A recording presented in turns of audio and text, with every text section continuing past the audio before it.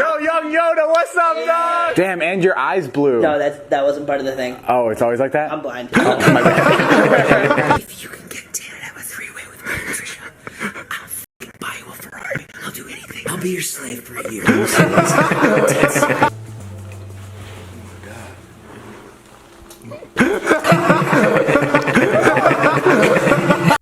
How are you doing, ladies and gentlemen? I hope you're all doing fine and wearing your mask, because today's video is about the vlog squad and the cult leader David Dobrik.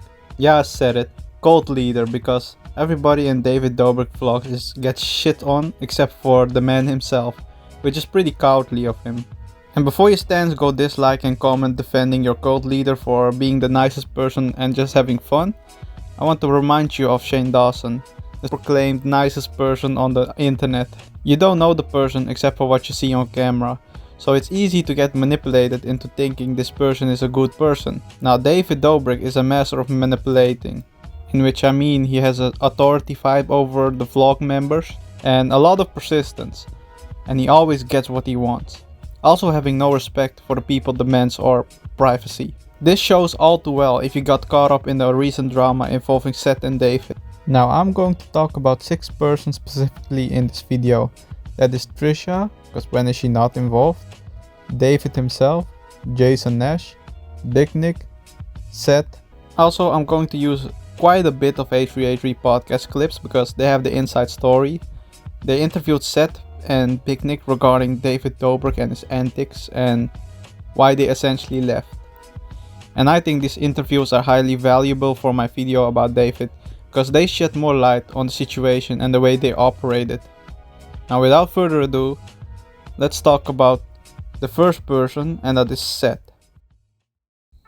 Now, I never watched David Dobrik in the past, but I've seen a few of his videos and it's very fast paced and involves lots of laughs. Like almost all his thumbnails are like him laughing. He doesn't always make disrespectful content, but when he does, you get more of a picture of his real self. Anyway, Seth was a former member of the vlog squad and he essentially got sexually assaulted by Jason Nash. Whoa. Step back a little. What? Is Jason Nash gay?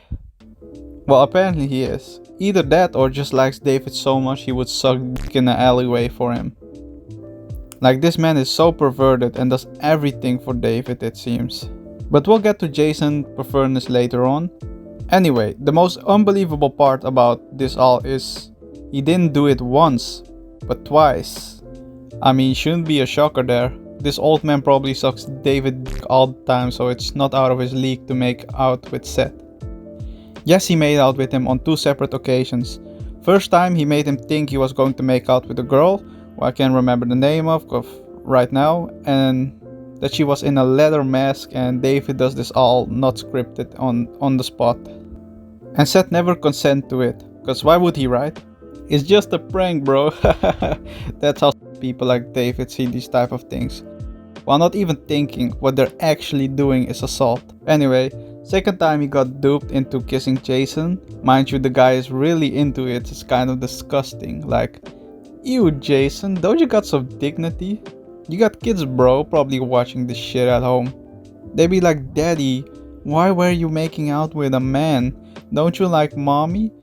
And Jason be like, no, son, I don't like men, I like David. He is no man, he's a hunk. Like, damn, look at that smile. Who can say no to that? I'd make out with a Thai for him. Gosh, I'm probably going to get backlash for this. I'm just joking, guys. Anyway, the second time was the most screwed up and the cruelest they have done. Alright, get this from his point of view. He came all the way from Brooklyn, or was it Compton? I don't remember anymore. Doesn't matter. To shoot a commercial for beef jerky. And you're telling your mom like, hey mom, I'm going to be in a commercial and get $2,500. Which David totally fabricated just to bait you into making out with Jason again. Well, that's what essentially happened to Seth. They even went as far to make a legitimate fake website for beef jerky company. Well, anyways, I can't show you the whole clip, of course, because David is actually trying to hide this video. He blocked it from using it in videos and unlisted it after Seth asked so many times to take down the video. It's still up if you have the link for it. By the way, it's easy to find. But anyways, something about him making out with the gorilla doesn't sit right with me. It was either racially targeted or completely coincidence, but I highly doubt that. Because that brings me to another video. This video was Seth uploaded on his own channel, in which he apologized for being in past racial video ideas of David. Well, at least someone got the balls to do it.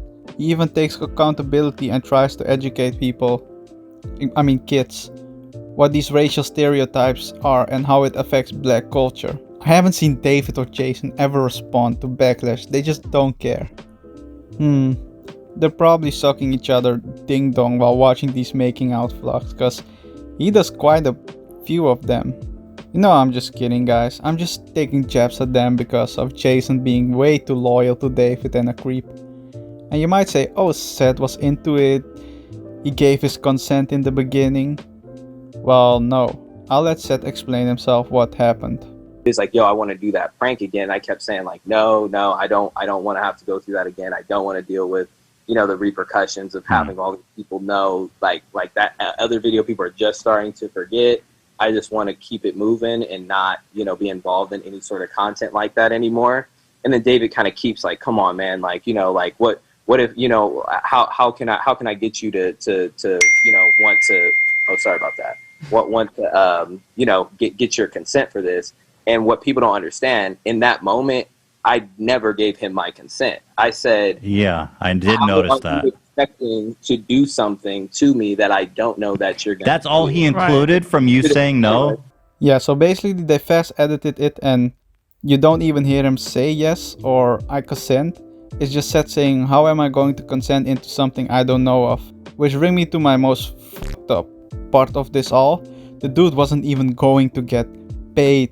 Like low-key he was promised $2,500 and got pranked and also got nothing.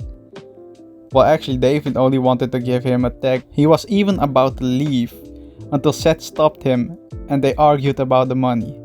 He did eventually end up paying him, but not after he had to come clean that he almost couldn't pay his rent. Seth also told the interview with H3H3 that he actually wanted David to take down both the videos, which David didn't want to do for some reason.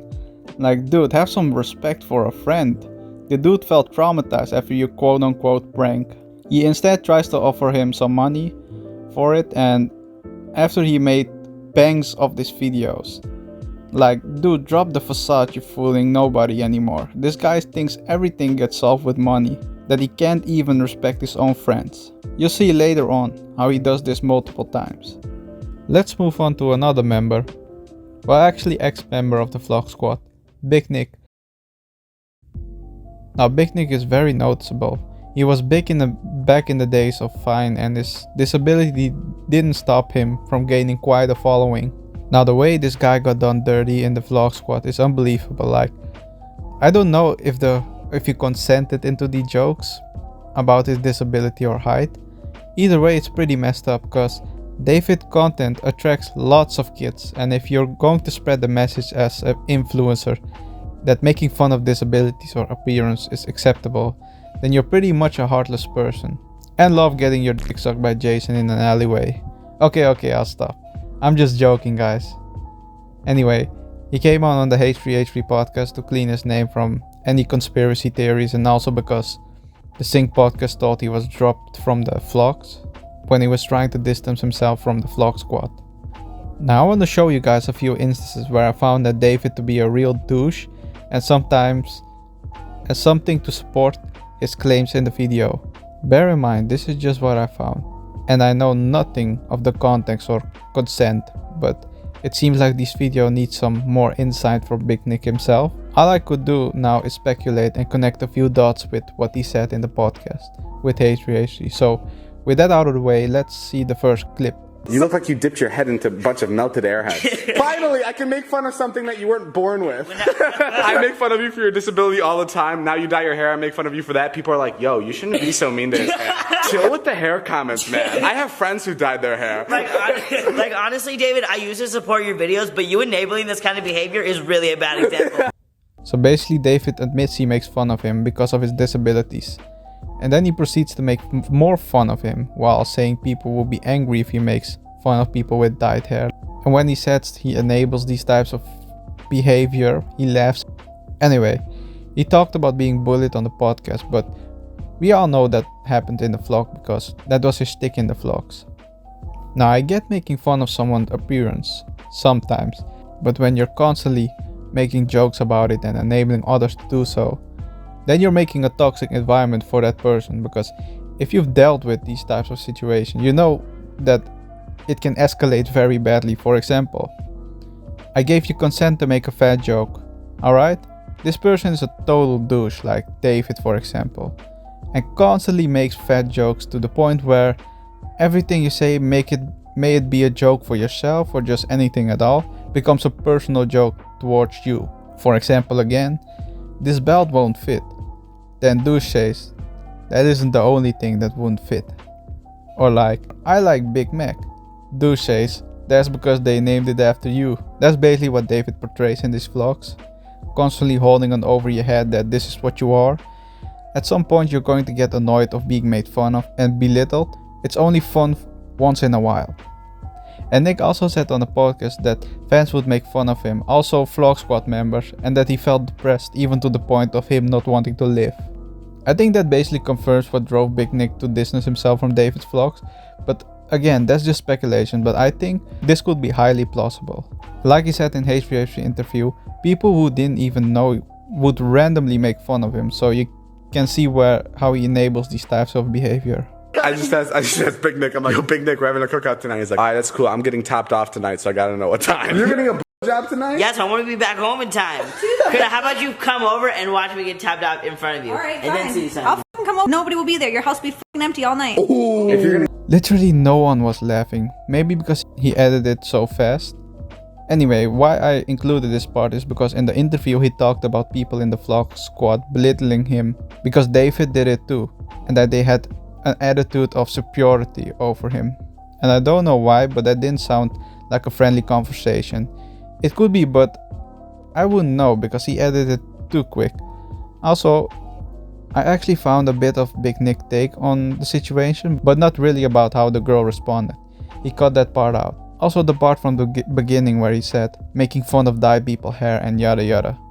Anyway, I'll let him explain the situation. I said Big Nick, I'm like, Big Nick, we're having a cookout tonight. He's like, alright, that's cool. I'm getting topped off. Oh my god, dude. Alright, so backstory to this. I told David something in private, right? On what he's about to mention right now. As soon as you tell him anything that's content worthy, no matter how much of it may be your demise, boom, the camera will get whipped out. So this was one of those cases where I told him something in secrecy and then he put it on the spot. So then I was like, alright man, let me just figure out a way to maneuver around this. So you'll see what happens here. You're getting a job tonight? So yeah, he basically threw him under the bus. And this just proves how much David doesn't respect other people's privacy or wishes. Like he did with Seth. He's just looking for anything to make his content more juicier. And he gets no repercussions. Also, he gets most of the fame because how he laughs 24/7 and makes jokes all the time. Oh, bro, why would you do that shit? Why would you do that, bro? You know my neck convulses when I get scared. Dude, like, this is literally not funny. And David be laughing like an ape over here. Nick said in this video where he reacted that his neck still hurt it and he had to use a walker. And David seems to be not apologetic in the slightest. Even when he said that his neck would have convulsed. I think it was because he had a brain surgery, but I don't know if it was that period, but I think it's highly likely. Anyway, is it only me or do you just hate it now whenever David laughs? He's so obnoxious. Like, the dude needs to chill the fuck out. Being happy and laughing all the time isn't a really realistic vlog, and let alone showing a little bit of compassion. Okay, you guys ready for this? Yeah. 3, 2, 1, go. Cool, right? Yo, young Yoda, what's up, dog? Damn, and your eyes blue. No, that wasn't part of the thing. Oh, it's always like that? I'm blind. Oh, my bad. Yo, legitly, this is actually very insensitive towards him. I'm actually done talking about how insensitive he was. That was just a cruel ass joke. Anyway, this all could be scripted because that's not uncommon for these videos. And Nick also said in the interview with HVH they would laugh on cue, like if that's the case here, it makes it even more fucked up. Like, who thought that would be a acceptable thing to do, regardless if Nick consented?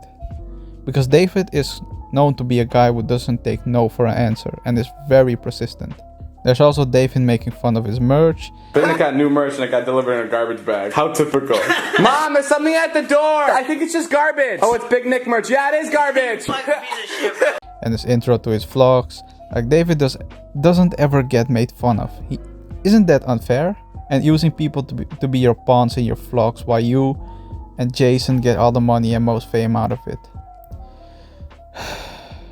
This is really starting to look like a cult, where David does all the pranks and the planning, plus decides what's in the video, what not, how he's going to portray people, who has what personality, when they're going to do a retake of a laugh because it isn't good enough or everybody should have laughed at a joke.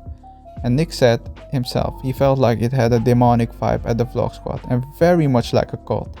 So Trisha describes being there as like kind of toxic. Would you describe it that way? It is. I think she has her own agenda, but she's not entirely wrong with all the stuff she says, but she's not always accurate. It's like 50-50, but it is kind of like a cult. Yeah, it's like a high school vibe, very cultish like vibe, and you can kind of feel it. Like, even when I would like film with people afterwards, I would come home so drained, like just mentally. And it wasn't necessarily, I mean, maybe it was because some of the stuff they were saying, but like, it was just really the energy in the room. Like, it just felt like really demonic energy. I couldn't explain it at the time, and I didn't really know what it was until I kind of did some more soul searching, and I'm like, oh, okay, like, this is what it was, you know? But I always remember talking to my friends, like, afterwards, like, yo, I got to get out of this. Like, I can't do this. You know, that was me behind the scenes the whole time. And I was just constantly stressing about, like, how do I escape from this? Like, this is, you know, people have branded me with this whole, you know, vlog squad thing. Like, how do I get out of it? Because I really didn't want any part of it. Last few things I want to mention from the interview before we move on to the next person is the main reason also why Nick came on H3H3. Because people began to make conspiracy theories about why he wasn't in the vlogs anymore, and David never did anything or disclosed anything. You also have David cutting off Nick after Nick said he didn't like him being made fun of in the vlog. Like, I mean, he did apologize to him for it. Nick even said that it was sincere, but then why cut him out of your vlogs and not mention anything about how he gets made fun of by fans and members alike? That shows he doesn't really care about him and he was only a pawn in his vlogs. Anyway, let's move on to the last two persons. And I'm going to try to make this quicker than the Big Nick situation. Now, this story has lots of speculations because Trisha is known to blow things out of proportion, but that doesn't mean I should disregard everything completely. Well, anyways, Trisha was part of the vlog squad in the past and also had a relationship with Jason. Why and how, I don't know, but it happened. So anyway, let's get to the juice. So Trisha and James had a relationship, but Jason wanted to bang Tana. She was 19 at that time and Jason is around 50. And like, to me, that isn't an issue. Sure, it's gross, but lots of rich people says gold digger want to sleep with older or younger men for various of reasons, so it's not uncommon. And like, don't get me wrong, living together is a whole nother shtick, because I at least want to die about the same age as my girl. But if you're just a single man for the rest of your life, then just go for it, I would say, as long as you're not a creep. But yeah, I personally think the age gap is too big, but it's his choice, so whatever, let's get back to them. Jason was going to cheat on Trish with Tana, and like, dude, the 1000 plus IQ move David has just astonished me, because he doesn't give a shit and vlogs everything from Tana and Jason having a so-called prank date to Jason asking David privately to arrange Tana to have sex with him, and if he does, he would buy him a Ferrari, his dream car. Wait with me, Trisha. I'll buy you a Ferrari. I'll do anything. I'll be your slave for a year. Are you serious? I'm dead serious. You'll buy me a Ferrari. I can't buy a Ferrari, but I mean, I'll put a lot of money towards a Ferrari. You'll buy me a Ferrari. Give him $100,000 cash. Actually? You can make that happen. You can't run to Trisha with this piece of video and be like, Jason said. Damn it. Like, dude, this is just messed up. And Jason later on said it was a joke, but it didn't seem that way. David is such a prick, he even let Tana go to the changing room where Jason was, and then Jason attempted to kiss her. These two just recently went on a date. They were in a dressing room. I don't know why they were in a dressing room together, but Jason was getting changed, and Jason thought that there was a spark in the air. Why would she come in the dressing room with me? It was a big dressing room we were doing. Tana, why would you come into a dressing room? And then this is the best part. Jason leans in for a kiss. You're not giving all the information. Oh yeah, you're to right. Your You're right. viewers. You're right. Tana's 19 years old. Like, dude, you have kids and a girlfriend. Have some respect, man. And David is literally playing with Trish and Jason's relationship. It's honestly disgusting. Like, I know I heard at some point that David was asking Jason to break up with Trish. Can't find where, so take that with a grain of salt. But honestly, that wouldn't surprise me. Anyway, I wanna finish this breakup story quick, so here's a few events from Trisha on the H3H3 podcast and from her new video on the channel. She talks about experiencing at the vlog squad. David wired a stranger to flirt with Trish to check if she would cheat. Like, if that isn't trying to manipulate things, then I'm Corp's husband. David filming Trish and Jason after Trish finds out about everything that happened regarding Tana. This one really is the most messed up part, because Trish and Jason are having an argument about Tana, and David keeps asking if he wanted a threesome with Trish and Tana, and Jason every time starts laughing like, dude. Anyway, Trish didn't want David to film everything, and he wouldn't stop filming, so she took off her clothes, so he couldn't include it in the vlog. And what does your IQ 1000 Harvard graduated hillbilly looking ass boy do? He censored it and still uploads everything. I rest my case. This guy has no respect for people's privacy or wishes. He puts everything, including things that should be held private, in his vlogs. And he doesn't even participate in dangerous stunts or doing something other than vlogging the whole time and laughing his hillbilly looking ass off. Now back to Trish being unstable. She had an overdose during that period, and Jason not even wanting to visit because Jason said David wanted to film a video. Like, dude, shoot me please. If this is how important David for him is, then my joke about him sucking David dick in the alleyway isn't so impossible. Anyway, to sum things up about David Dobrik, he basically runs a cult where he leeches off a person's life for his personal gain, or set things up to prank, have fun at the other person's expense. He also really wants things to be in the vlog and even goes as far to offer money for it. Just like with Seth and Trisha Jason part.